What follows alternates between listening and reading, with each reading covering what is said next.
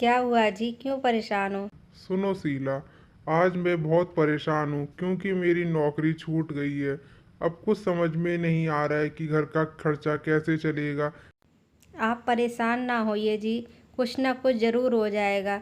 हाँ, भगवान पर भरोसा रखिए। तब तक मैं भी कहीं कुछ काम की जुगाड़ करती हूँ।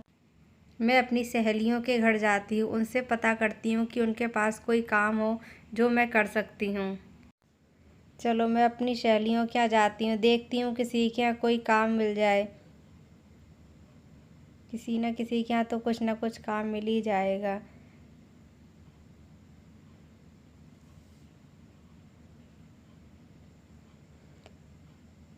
सभी के यहाँ घूम आई पर किसी के यहाँ कोई काम नहीं मिला। समझ में नहीं आ रहा है अब क्या क्या करना है, कैसे करना है। घर का गुजारा भी चलाना है, इनकी भी नौकरी छूट गई है।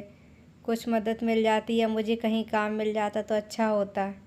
शीला बहुत दुखी होती है, ये सोचती है कि वो पूरा दिन इधर उधर घूमती रही, सभी सहेलियों के यहाँ गई पर कहीं भी उसे कोई काम नहीं मिला। और यही सोचते सोचते शीला सो जाती है। शीला सुबह उठकर रसोई घर की तरफ जाती है और उसे याद आता है कि उसने कुछ पैसे जमा करे थे। आज वो पैसे उसके काम आ सकते हैं। शीला उन पैसों को लेती है और एक बैग में डालकर अपने पति को देती है। सुनो जी, ये कुछ पैसे हैं, मैंने ये पैसे जमा किए थे। अब हम इन पैसों से कुछ काम स्टार्ट कर सकते हैं। ठीक है शीला, मैं इन पैसों को लेकर शहर की तरफ जाता हूँ और देखता हूँ कि मैं इन पैसों से क्या काम कर सकता हूँ।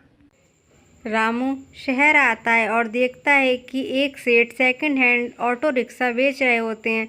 रामू सोचता है क्यों ना मैं ये रिक्शा ले लूं और खुद चलाकर अपने घर का गुजारा करूं। रामू सेठ से ऑटो रिक्शा के दाम पूछता है। सेठ ऑटो के 10,000 रुपये बताता है पर रामू के पास 10,000 रुपये नहीं होते हैं। उसके पास केवल 8,000 रुपये होते हैं। रामू सेठ से मोलभाव करता है और सेठ मान जाता है और उसे 8,000 में ही वो ऑटो दे देता है। ऑटो मिलने पर रामू बहुत खुश हो जाता है। रामू ऑटो चलाकर खुशी खुशी अपने घर की ओर जाता है।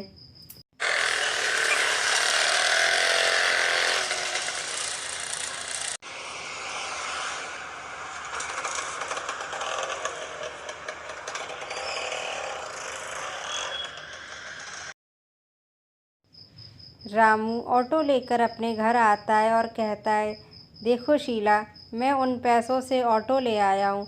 अब मैं ये ऑटो चला के ही अपने घर का गुजारा करूँगा। अब मैं बहुत मेहनत करूँगा और ईमानदारी से बहुत सारे पैसे कमाऊँगा।